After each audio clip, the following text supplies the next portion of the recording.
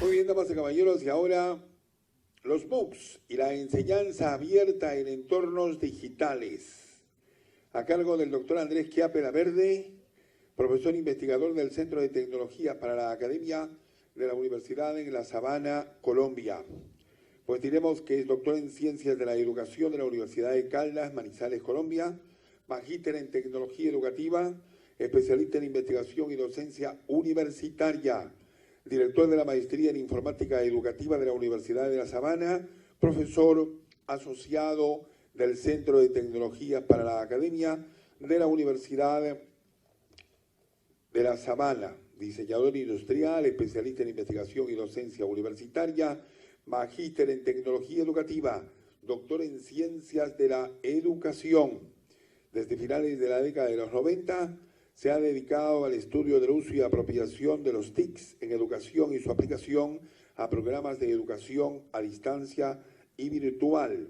El doctor Chiappe ha dirigido unidades académicas especializadas en educación virtual y ha participado en equipos interdisciplinarios de diseño de programas académicos virtuales, asesor institucional en procesos de virtualización de programas educativos para educación superior. Por eso, con mucho gusto, vamos a presentar desde Colombia al doctor Andrés Chiappe Laverde.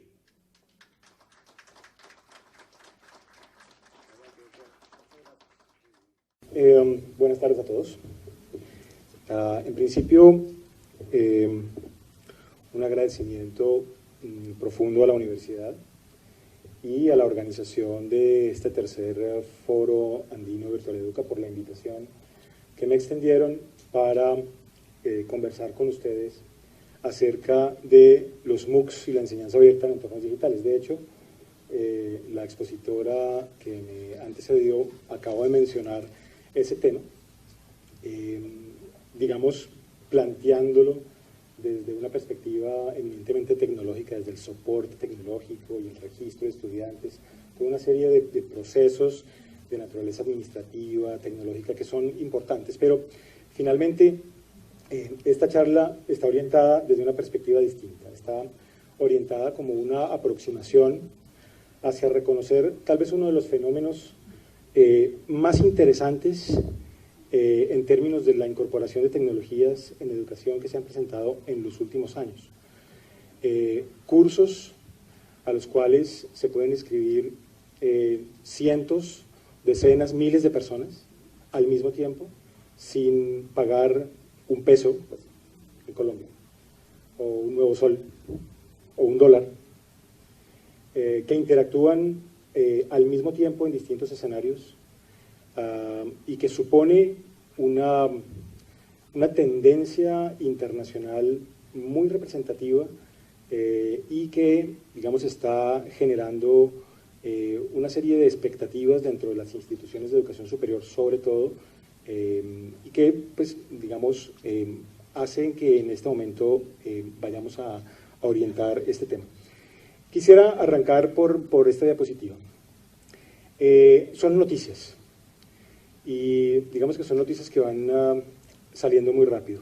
Cuando estaba diseñando la presentación y ahí acomodando como el tiempo de entrada de las imágenes, me di cuenta de que estaban entrando un poco rápido, y traté en principio de corregir eso, para que ustedes pudieran leer. Pero finalmente me di cuenta que debía dejarlo así, porque esto es lo que está pasando con los MOOCs hoy. Hay tal cantidad de información, todos los días salen comunicados de prensa, todos los días hay publicaciones en blogs especializados, todos los días aparecen noticias en educación sobre un MOOC, sobre otro MOOC, sobre un comentario de una universidad, sobre un reconocido académico que habla sobre lo que están preguntando los profesores, sobre las inquietudes administrativas acerca del tema. Pues hay una gran cantidad de información, hay mucho ruido realmente, y hay una gran agitación con respecto al tema de los MOOCs. Y pues es una agitación, digamos, que tiene mucho sentido, porque este tipo de aproximación a un proceso formativo tan distinta desde el punto de vista de lo que hasta el momento se ha desarrollado en temas de virtualidad. ¿Sí? Si reconocemos el desarrollo de e-learning desde mediados de los 90 hasta acá, todo el desarrollo que se ha venido consolidando y que ha costado tanto consolidar en las universidades, en este momento tiene un punto de quiebre con este tipo de propuestas, porque representan una forma diametralmente opuesta de concebir un proceso formativo en línea. Y desde luego está sucediendo mucho y mucha gente se lo está tomando en serio. Esta es una imagen que la publicó el Chronicle. Me llegó a través de una red social hace un tiempo y representa un pequeño mapa de grandes jugadores que están relacionándose en cuestiones de los MOOCs. Y si nosotros le echamos una miradita a ese diagrama, lo primero que nos podemos dar cuenta es que se están generando marcas. Ese es el primer elemento que es un tanto extraño de este fenómeno. Es decir, aquí no están las universidades, no están las instituciones que generan los saberes. Estamos generando marcas alrededor de los MOOCs, donde dentro de las marcas, de manera subsidiaria, están participando las universidades. Es decir, las universidades estamos perdiendo protagonismo en términos de la difusión, promoción, estructuración, fundamentación de los procesos formativos, que realmente son de nuestro resorte y se lo estamos concediendo a marcas. Ese es un primer elemento que es importante reconocer. Un segundo elemento son la gran diversidad de jugadores, de grandes jugadores alrededor del tema. Aquí hay básicamente 4 grupos distintos. En la parte superior derecha están organizaciones sin ánimo de lucro. Pues bueno, hay muchas reconocidas, ¿no? Está, para mencionar una, la Fundación de Bill y Melinda Gates, y otra cantidad pues, de organizaciones pues, de mucho prestigio internacional. En la parte de abajo, en gris, están las universidades, las grandes universidades que en este momento están participando de este tema. Hacia el lado izquierdo, abajo, están compañías. O sea, estamos viendo que el sector privado, que es con ánimo de lucro, está participando de este tipo de procesos que son, digamos, evidentemente gratuitos. Eso sumado al último conjunto de jugadores, los inversionistas de capital. Entonces, este tipo de cosas empiezan a generar una cantidad de preguntas, más cuando vemos que esas flechas contienen, digamos, flujos de dinero entre esos jugadores y las marcas que están en este momento englobando el tema de MOOCs. Para mencionar un par de cosas, $5.5 millones de la Fundación Bill y Melinda Gates a la Khan Academy, y entre Harvard y el MIT, $60 millones al edX, $2 millones de parte de Google a Khan Academy, y entre Andreessen Horowitz y New Enterprise Associates, $16 millones a Coursera. Es decir, aquí hay una cantidad de instancias que se están tomando muy en serio el tema de los MOOCs y están tomándoselo tan en serio que están fluyendo semejantes cifras en dólares. Y la cosa empieza a ponerse interesante cuando miramos como el sustrato fundamental de este tema. Es decir, son cursos gratis. Bien. ¿Dónde está el asunto dentro de este ejercicio? Y pues bueno, digamos que a medida que vayamos mirando algunos de estos elementos, finalmente podremos llegar a concebir realmente dónde está el asunto fundamental allí. Bien. Bien, entonces, para profundizar un poquitico en lo que significa un MOOC, más allá del tema de concebir un curso al cual le caben 20.000 personas y que no hay que pagar. La idea es entrar a desmenuzar un poquitico el término MOOC para poder comprender las implicaciones que tiene trabajar con un MOOC. Entonces, pues bueno, es una palabra de 4 letras, bastante sencillo, ¿sí? Y tiene cada letra una implicación distinta. Es un curso, es en línea, es abierto y es masivo. Y es importante reconocer la importancia de los 4 componentes.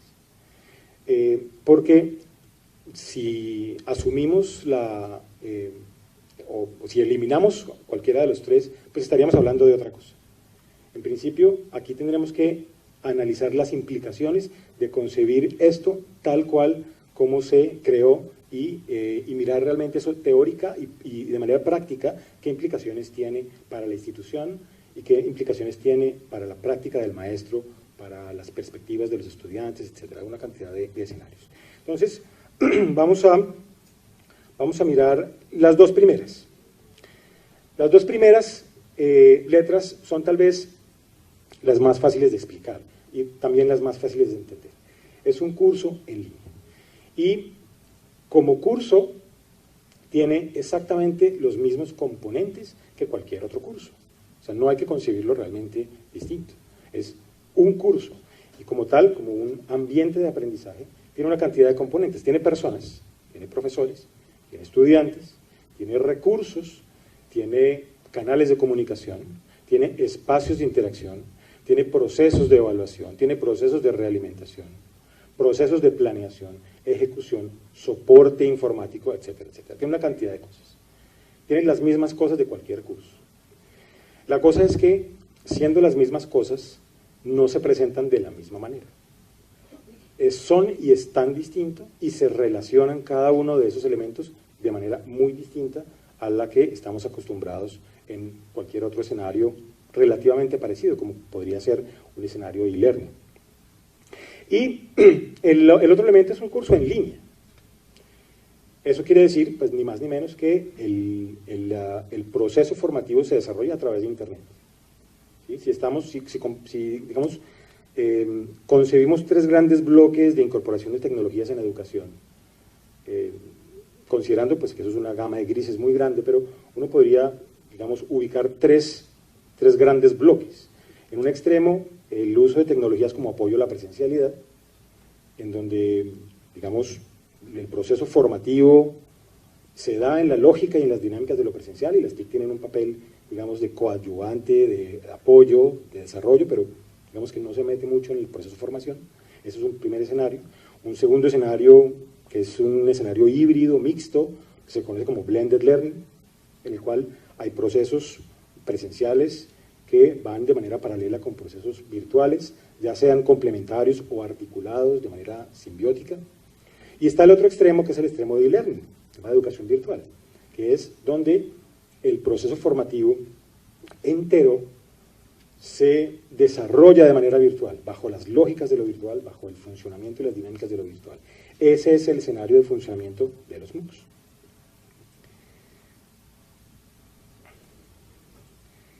Bien, el tercer elemento ya es un elemento que nos complica un poco, el empezar a comprender realmente la real naturaleza de un MOOC desde lo práctico y desde lo teórico. El componente de lo abierto, es un curso abierto. Ahora, un curso en línea abierto, ¿qué entendemos entonces por abierto? Bien, para abordar este tema, cabe mencionar, en la Universidad de La Sabana, que es la universidad donde yo trabajo, yo trabajo en un centro que se llama un Centro de Tecnologías para la Academia. Allí tenemos un par de maestrías, la maestría en Informática Educativa y una maestría en Proyectos Educativos mediados por TICS, que es virtual. En ambas maestrías se desarrolla un proyecto de investigación profesoral, que dirijo actualmente yo, sobre prácticas educativas abiertas. Y dentro de ese ejercicio, que llevamos ya un par de años trabajando específicamente sobre el tema, nos hemos puesto en la tarea de indagar, de hacer un rastreo de literatura y de experiencias alrededor de lo abierto en educación, y nos hemos dado cuenta de una cantidad de cosas con respecto a lo abierto. Primero, que lo abierto es un tema emergente. Lo abierto en la educación es un tema emergente. O sea, es un tema que, además de ser relativamente nuevo, es un tema que no está del todo construido, es un tema que teóricamente está todavía buscando espacios de validación, espacios de construcción, de reafirmación de esas propuestas. Se están generando apenas unas experiencias de manera práctica que de alguna manera pretenden la validación de esos postulados de naturaleza teórico alrededor del concepto de lo abierto. Es algo emergente y es algo polisémico, o sea, no significa lo mismo y su significado ha cambiado a lo largo del tiempo. Es decir, uno puede hacer un rastreo así fácilmente, y esto es un pequeño paréntesis para entender ese tema, de lo abierto en educación, que lo puede uno llevar hasta mediados de la década de los 30, la década de los 50, ¿sí? Creación de la Open University en el Reino Unido, una cantidad de instancias de ese tipo sobre mitad del siglo pasado. Y lo que hemos, digamos, encontrado en el proyecto de investigación es que la génesis de lo abierto en educación estuvo muy ligada al tema de educación a distancia, educación abierta y a distancia.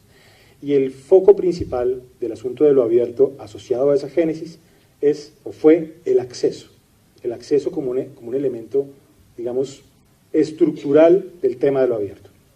Pero a lo largo del tiempo, con el pasar de los años, ese concepto de lo abierto ligado solamente al acceso se ha ido transformando. No se ha dejado de lado, todavía permanece, digamos, como parte estructural del concepto de lo abierto. Pero se le han ido agregando otra cantidad de elementos que hoy son muchísimo más representativos en términos de las posibilidades que da lo abierto. Sobre todo con la influencia que tuvo el movimiento de software libre desde mediados de los 70s, 80s.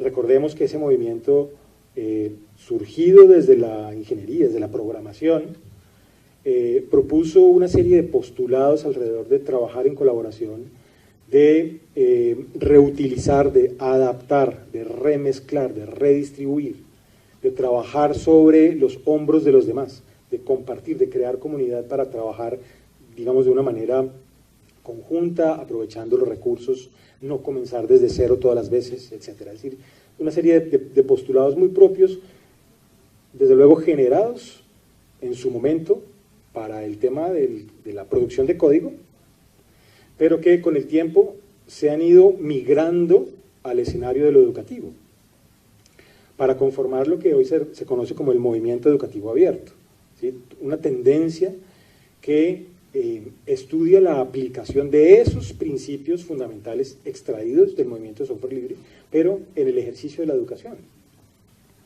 Y todos esos elementos extraídos, como ya dije, del tema del software libre, le han ido impregnando las características que hoy son parte de la esencia de lo abierto en educación.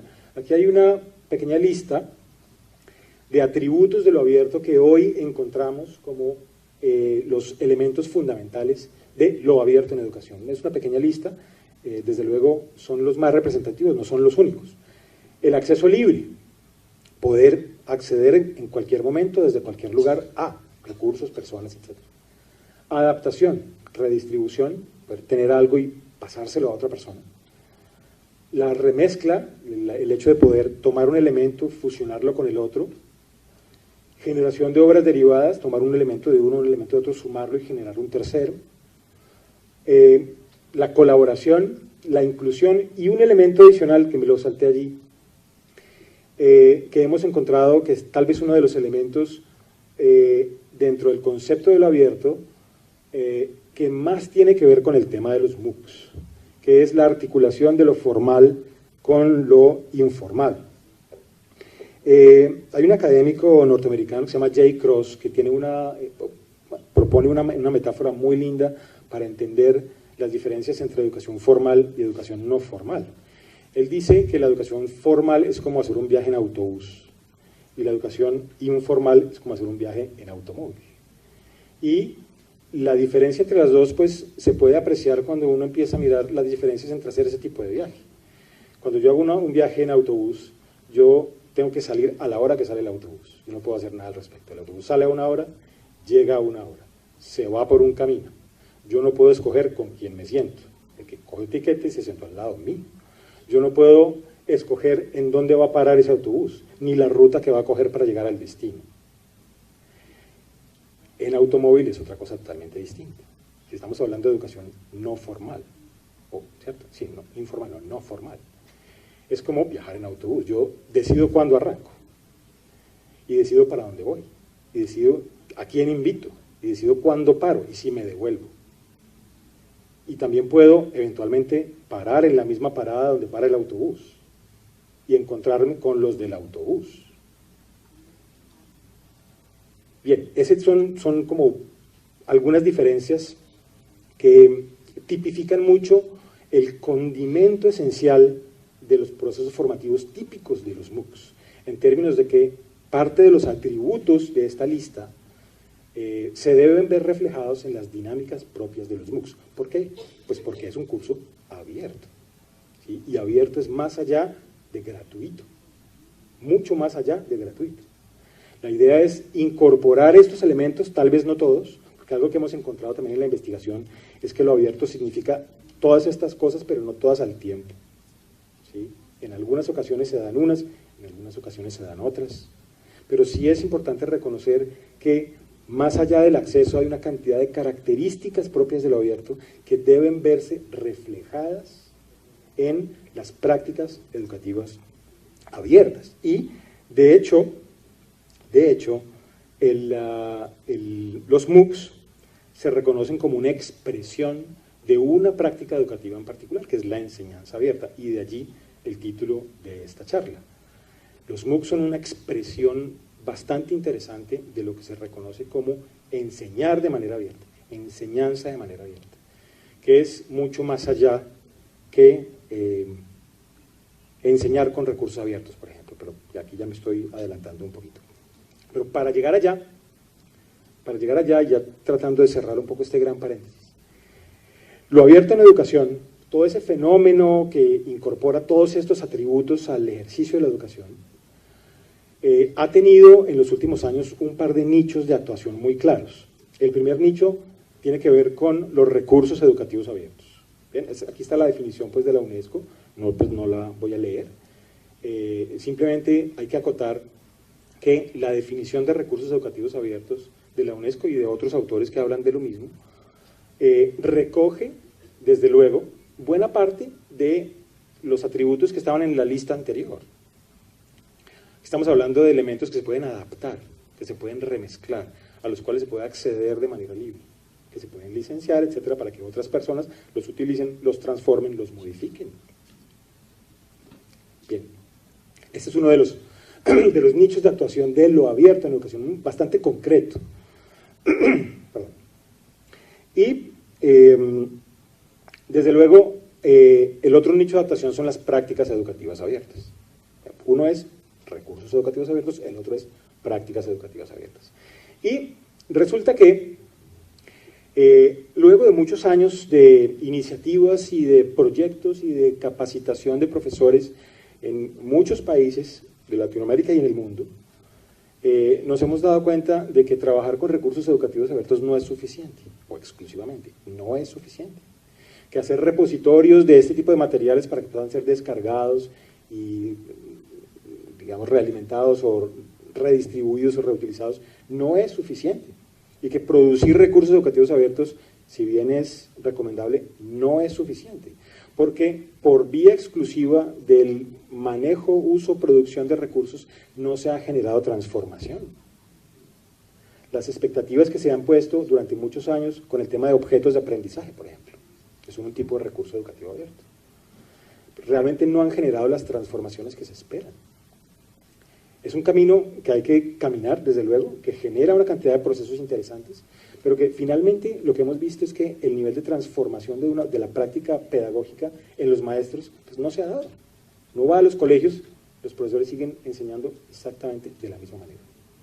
Así hayan capacitado, han hecho 7 cursos sobre recursos, sobre prácticas, sobre uso de Internet, la mayoría de los maestros sigue haciendo lo mismo de siempre. Entonces nos hemos dado cuenta que no es suficiente y desde luego la otra alternativa es, hombre, no pensemos en que lo abierto sea el contenido, pensemos en que lo abierto sea la práctica, ¿sí?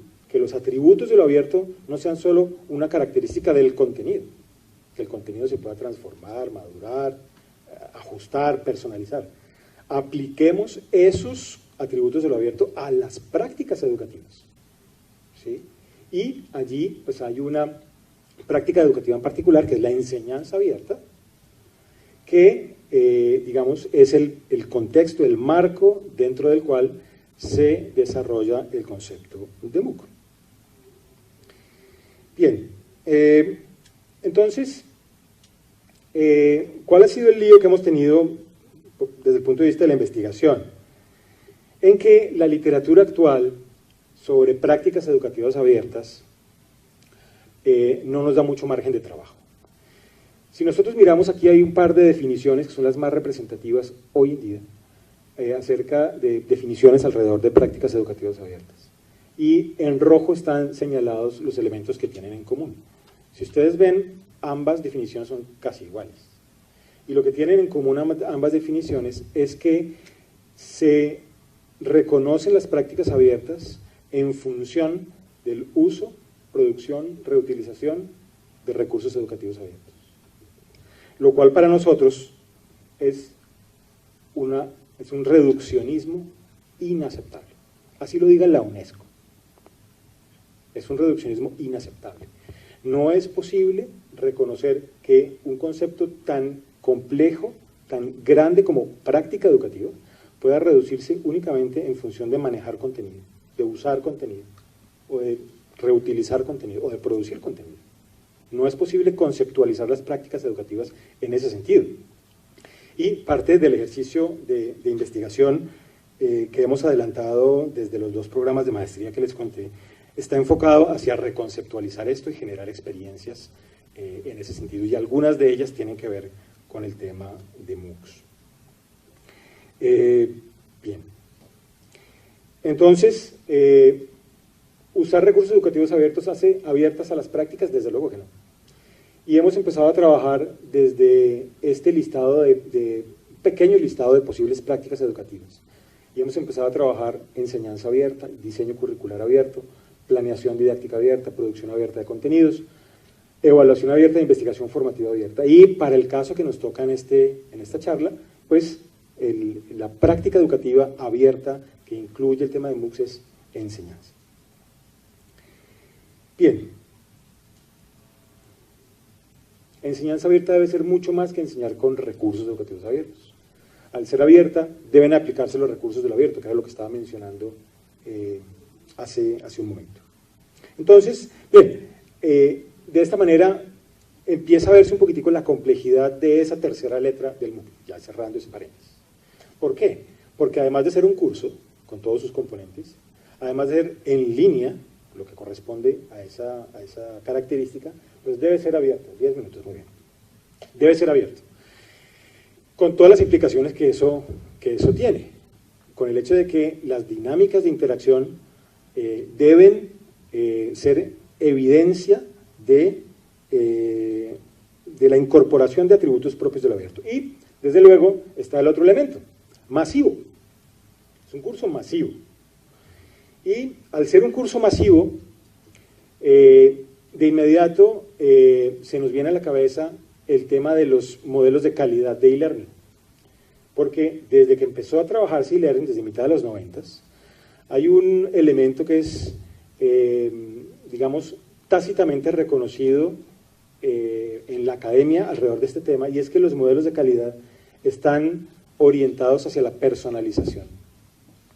Es decir, un profesor que ya no dicta clase, que se encarga de transformar su rol hacia un facilitador, hacia un tutor, hacia un acompañante, que buena parte de esas palabras son lugares comunes ya, a veces no significan mucho, pero digamos que ese profesor tiene un rol totalmente distinto, y es un rol que finalmente se orienta hacia el acompañamiento y el seguimiento individual de sus estudiantes.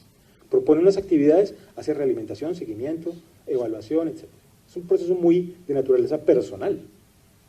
Pues bien, ese modelo de calidad de e-learning en este momento se rompe con esa primera letra, porque es prácticamente imposible hacer un proceso personalizado a 20.000 personas.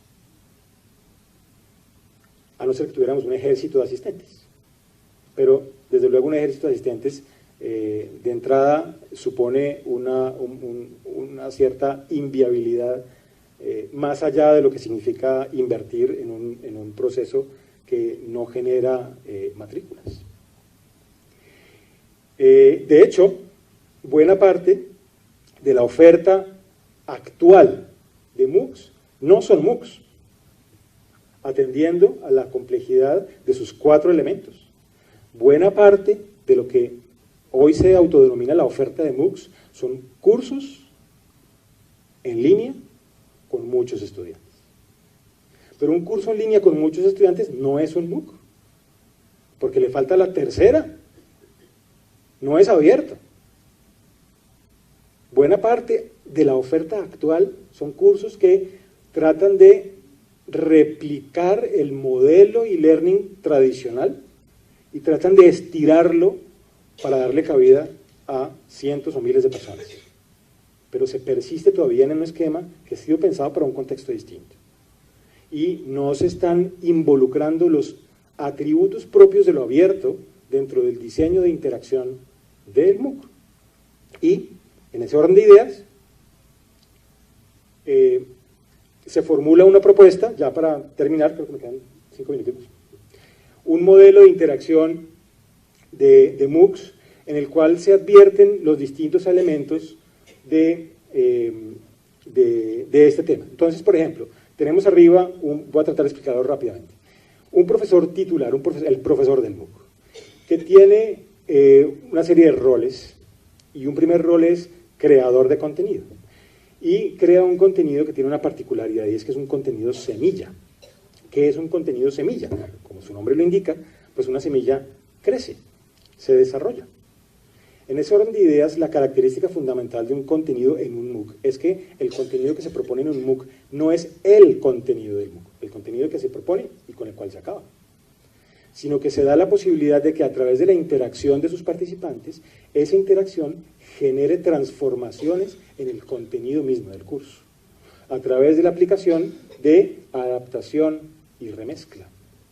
Es decir, el mismo contenido es un contenido de naturaleza distinta, es susceptible de modificarse, no es el contenido definitivo, lo que yo como profesor le voy a enseñar, sino que es un contenido susceptible de transformar. Y otro elemento interesante son los estudiantes, están allí abajo. Desde luego es una masa de estudiantes, digamos que son miles de estudiantes. Y desde luego, como no es un ejercicio en el cual le quepa la personalización, y no hay un profesor para decirte qué tienes que hacer, la fundamentación pedagógica debajo, la que subyace a los modelos de interacción, desde luego tiene que ver con dos teorías. Una relacionada con conectivismo, atendiendo a que uno de los gestores de esta idea es George Siemens, con Stephen Downes, un par de académicos canadienses, que trabaja, George Siemens trabaja básicamente, o formuló la propuesta de conectivismo. Y también hay otro elemento aquí que es muy, muy interesante, que es el peer learning, el aprendizaje por pares, que es tal vez la teoría que soporta todo el ejercicio de interacción y de aprendizaje dentro del MOOC. Desde luego, la única manera de trabajar dentro de este esquema es que yo aprendo con mi par y por mi par. No es el profesor el que me enseña, sino que a través de un trabajo por grupos, subsidiado por unos contenidos y por unas actividades de aprendizaje, son las interacciones entre grupos de trabajo los que posibilitan el aprendizaje de los miembros de esos equipos de trabajo. Y esos equipos de trabajo generan una exteriorización del aprendizaje allá abajo, es decir, generan productos intelectuales. Y esos productos intelectuales se recogen a través de redes sociales, por ejemplo, o a través de algunas plataformas. Y esas redes sociales esos productos en redes sociales son las que le permiten a unos profesores asistentes capturar esas interacciones, filtrar las interacciones y producir un insumo para la realimentación. Porque los procesos de realimentación no son personales, no es posible realimentar a 20.000 personas, cada una por aparte. Se puede hacer una realimentación, pero de manera pública. Pero la única manera de hacer una realimentación de manera pública es hacer un ejercicio muy complejo de captura de esa producción que surge de distintos grupos de trabajo que están en distintos lugares, hacer un filtrado, una interpretación, algo así como una minería de textos, como un pequeño proceso de investigación cualitativa, extraer de allí patrones de información que le sirvan al profesor para hacer una realimentación de manera pública.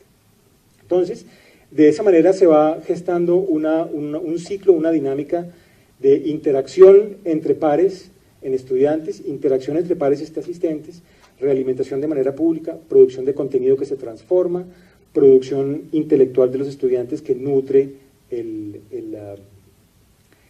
contenido mismo del curso, y el curso mismo se transforma por vía de la interacción de quienes participan de él. Pues, en fin, tiene otra cantidad de detalles, pero igual tampoco tengo mucho más tiempo para dedicarme a eso. Para finalizar, dos asuntos interesantes. El primero es la deserción. Hasta hace poco teníamos pálpitos con relación a la deserción, teníamos conjeturas. Sabíamos, sin mucha prueba, que los niveles de deserción de los MOOC eran muy altos. Recientemente me llegaron a mi correo un par de artículos de una revista que se llama EduCourse Review, sobre MOOCs precisamente, y en esos artículos hablaban de estudios sobre deserción. O sea, ya tenemos pruebas, tenemos información fehaciente que nos dice que los niveles de deserción de los MOOC están por el orden del 80%. Bien, 8 de cada 10 no terminan un MOOC. Bien, y pues eso sonaría complicado. Pero aquí el punto es que hay que empezar a reconocer que tal vez en el contexto de los MOOCs la deserción está empezando a dejar de ser un indicador negativo del proceso de formación. Mirémoslo desde una perspectiva. Y esto lo estoy tomando también de ese artículo, hay distintos tipos de estudiantes que entran a un MOOC. En este artículo hablaban de unos navegantes, unos activos y unos participativos. O sea, no todos los estudiantes que entran a un MOOC tienen las mismas intenciones, y de hecho la deserción se está empezando a mirar de acuerdo a la intención del estudiante. Cuando el estudiante es un estudiante navegante, es un estudiante que entra al MOOC, pues no le cuesta nada. Entra al MOOC, revisa, descarga unos contenidos, aprende de esa descarga eventualmente, de pronto participa con algunos grupos y a través de esa participación genera unos aprendizajes por vía de la interacción con pares. Terminó de hacer su ejercicio y se va. Muy probablemente los MOOCs tienen una cartera de contenidos, 5 contenidos, digamos. Y a mí solo me interesan 2. Yo vine, participé, aprendí lo que tenía que aprender y me fui. ¿Por qué razón tendría yo que quedarme con los otros 3? Los otros 3 no me interesan. Es un ejercicio en el cual una persona no terminó, pero vino y aprendió lo que tenía que aprender. Desde luego, en ese orden de ideas, la deserción deja de ser un indicador negativo, porque básicamente ese espacio cumplió su función. Entonces, este es un llamado de atención sobre que hay que empezar a mirar los indicadores desde el punto de vista de gestión educativa, desde una perspectiva totalmente distinta, porque es un escenario de unas características de uso totalmente distintas. Y ya el último son los modelos de negocio de los MOOCs. Desde luego, mirábamos que hay mucha gente invirtiendo, hay mucho dinero alrededor de los MOOCs. Pues bien, aquí hay una cantidad de asuntos que son muy interesantes. ¿Por qué realmente a una institución le interesaría desarrollar un MOOC? Porque pues, un MOOC cuesta un dinero, desarrollarlo cuesta un dinero, crear contenido cuesta un dinero, desarrollar o aplicar una plataforma, pagarle a un profesor, etcétera, etcétera, cuesta un dinero. Pero los MOOCs no te cobran. Pues bueno, hay algunos modelos que están allí subyacentes. El primer modelo tiene que ver con el tema de visibilidad. Es decir, son una cantidad de intangibles desde el punto de vista institucional que valen la pena la inversión. Hacer presencia en línea. A las universidades les interesa hacer presencia, hacerse visibles. ¿Sí? Y la visibilidad realmente es un intangible que tiene un costo de oportunidad importante y para algunas instituciones eso es muy representativo. Hay otros modelos, por ejemplo, el pago por certificación. Es decir, hay algunos modelos que te dicen, muy bien, yo no te voy a cobrar.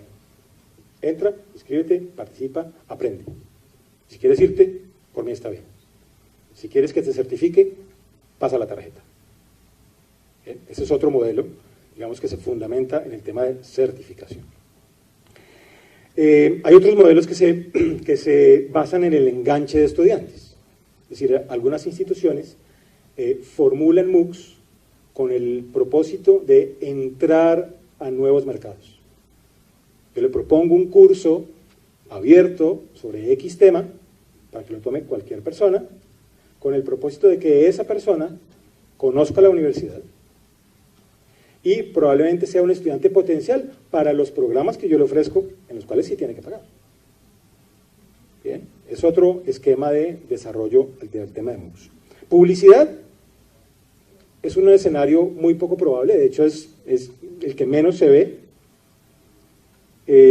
pero sí es cierto que es muy atractivo desde el punto de vista comercial tener reunidos a un número tan representativo de personas con intereses afines. Tengo 20.000 personas que les gusta lo mismo, sobre los mismos temas. Eso es apetecible por muchas compañías que tienen que ver con el desarrollo de productos, servicios, etcétera, etcétera. Y finalmente, hay un modelo de negocio también muy interesante alrededor de los MOOCs, que es el headhunting y los cazatalentos. Es decir, cuando uno tiene 20.000 estudiantes, desde luego, más de uno es bastante talentoso. Las universidades tienen una serie de semilleros alrededor de esos espacios de formación en los cuales es posible identificar talentos especiales que puedan ser vinculados por el sector privado. Y hay muchas compañías que están muy interesadas en apoyar la creación de MOOCs para efectos de generar procesos de cazatalentos. Muy bien, muchísimas gracias por todo. Eso era lo que me